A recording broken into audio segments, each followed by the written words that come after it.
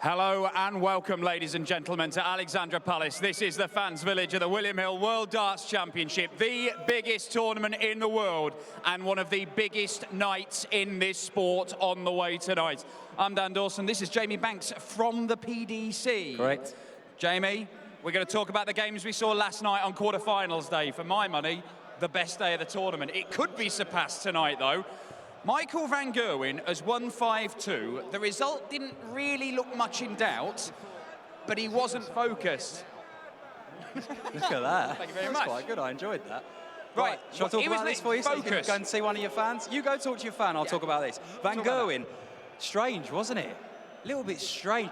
Look, I don't know, but do you think he might have underestimated Darius a little bit?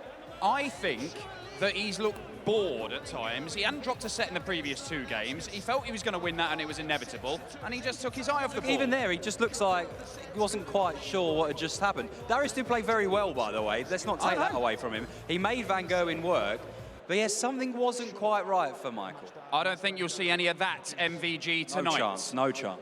What will we see from Gerwyn Price? Because Glenn Durrant threw the kitchen sink at him in the opening two sets. He was still 2-0 down, and it ended up being a pretty one-sided affair by the end. Yeah, look, he had a right good go at him at the start of the match, and Price just kept him away, kept keeping him at arm's length, and by the end, that arm was very, very long, wasn't it? It was too good from Gerwyn Price, and we're getting towards what people thought would be the final, Price versus Michael van Gerwen, but there's one more very large hurdle for the pair of them. Look, a lot of people came to this year's William Hill World Championship believing that Gerwyn Price and Michael van Gerwen are the top two players in the world right now. They are still on course to collide on New Year's Day in the biggest game in the sport. However, there are a couple of players who can stop them. That's our lineup. Nathan Aspinall, semi-finalist last year. It took something really special to beat him last year from Michael Smith. And Peter Wright, he's made the final before here. He's made major finals this year. He should have won some of them. He should have beaten Van Gerwen in the Champions League, for example, but he just couldn't do it. That's a repeat of the Grand Slam final. This is a repeat of 3 meetings they've had this year, and Nathan's won 2 of them and missed match darts in the other one. It is fascinating stuff. We've got a couple of pundits who are going to talk you through what they think is going to happen in tonight's semi-finals. But before that, just to really mess you up, do you know we've spoken to Barry? I know who Barry is. You know when you interview Barry Hearn? Yes. And then he always says something he shouldn't. Yes, I do know that. And like gives you exclusives. Very annoying. Here's one. Thanks, Barry. God's sake.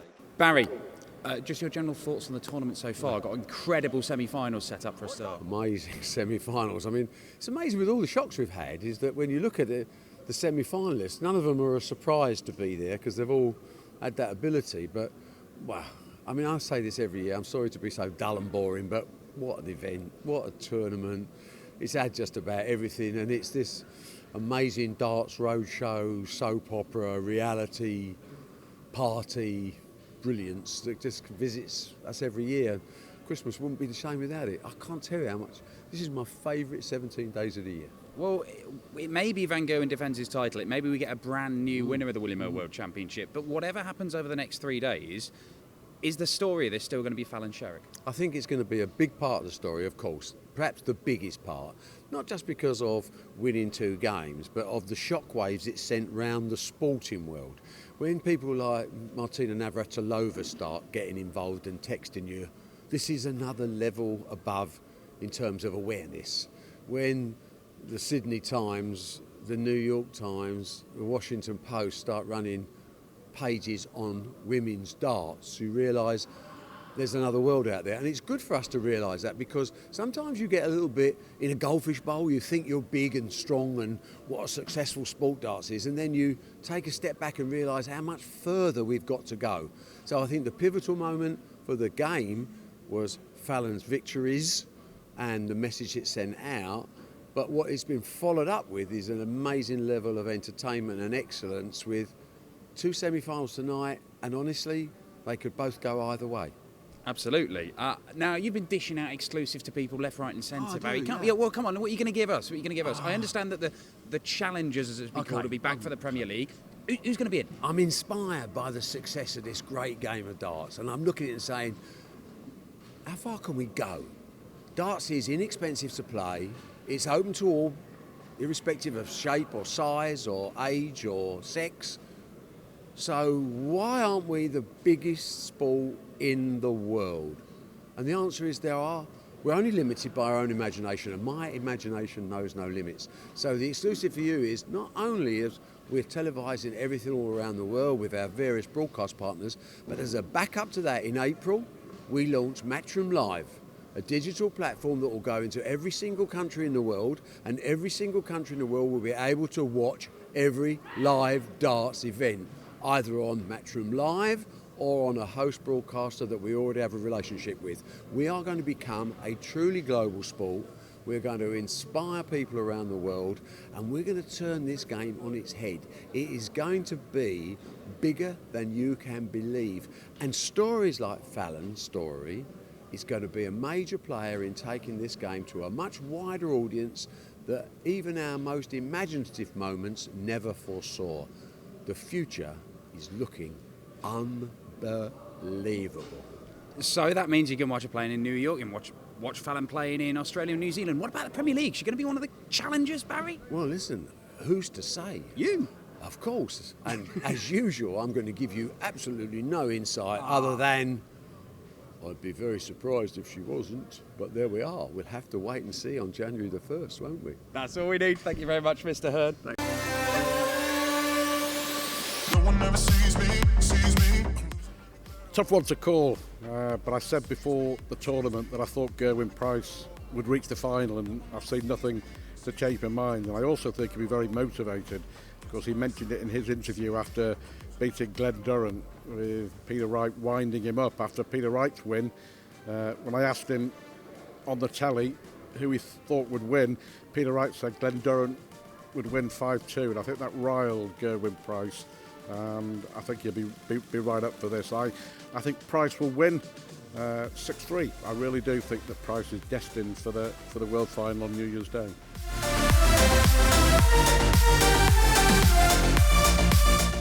Yeah, again, I think it's going to be a tough one. Some lackadaisical stuff from Michael last night. I think he took his foot off the gas. I don't think he'd do that tonight. He's Nathan. He's been here before. He performed well in the semi last year. It was a good game.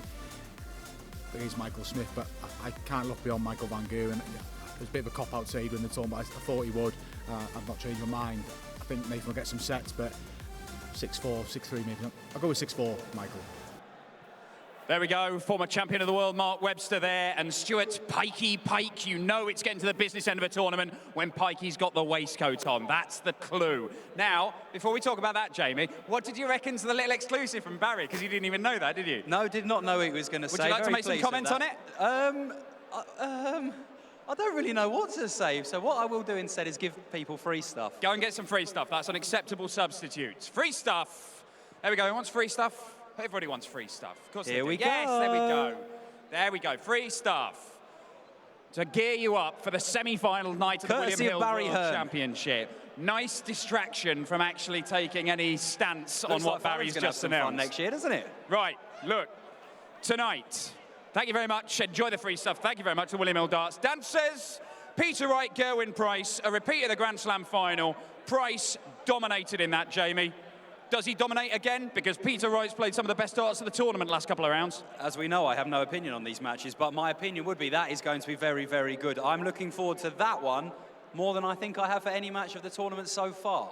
How about that? Okay, what about the last one then? Because Michael Van Gerwen, I asked him, is Nathan Aspinall one of your main rivals? He's into the top 10 of the world at the end of this. He could be very, very high. And he said, no, not in the same way as Gary Anderson or Peter Wright. Now, 2 years ago, Michael Van Gerwen refused to call Rob Cross one of his rivals, and he beat him at this stage by that scoreline. Well, could it happen? If he takes that attitude in, one that we could argue he may have had yesterday, we're talking about a winner now. Last year, Nathan did very, very well at this event. He wasn't a winner then. He's a real, real winner now. Michael Van Gerwen has to take Nathan very, very seriously, or we might not be getting the final that everybody seems to think we are. Well, there you go. Remember, if Michael van Gerwen does go out tonight, we will have a new name on the Sid Waddell Trophy. None of the other three have won it. Welshman Gerwyn Price could be the first Welshman ever to make a PDC World Championship final. Peter Snakebite Wright, he's been to the final before. He's been to many, many major finals. He's only ever won one, but getting there is not a problem. And Nathan Aspinall, this last year, UK Open champion, US Darts Master, made the semis of this last year. Can he take the next step? It's going to be incredible. Enjoy the night. We're going to leave you with the Asp, a man who has completed an incredible rise over the last 12, 15 months. This is why he loves darts. Happy New Year.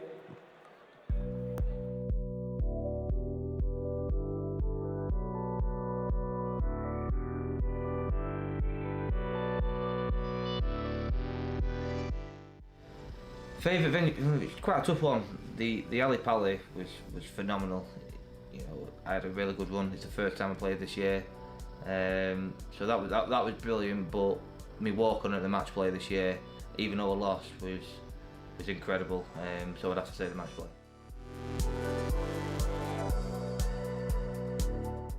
Again, the match play. You know, I'm Manchester, so I'm only half an hour from Blackpool. The support I got that night was phenomenal. So I'm going to have to say the match play.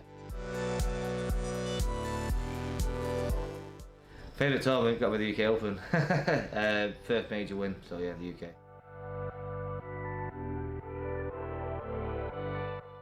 I'd be a boring accountant sat behind a desk. Best match I ever watched has to be the Taylor A.D. Lewis game at the Grand Slam. It was just phenomenal.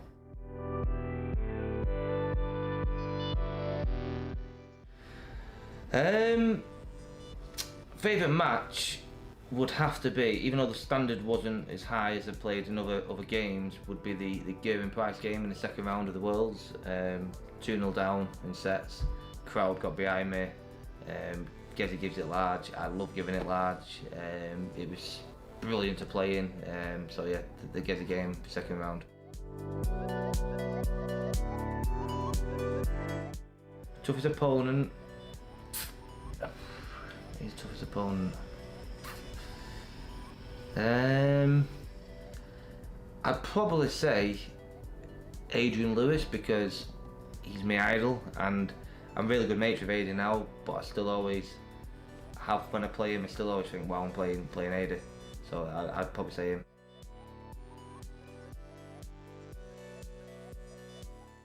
Funny enough, I had this conversation with Obi today, and it's just something that doesn't interest me. I've got absolutely nothing. The only thing I've got is a signed Dowell Gurney shirt for some bizarre reason, but nah, I haven't got anything.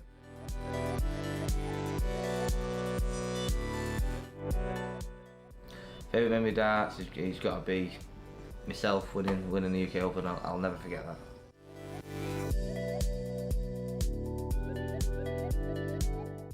I love darts because, you know, it's a working class sport, and with hard work, dedication, it can change your life, and that's what it's done for me.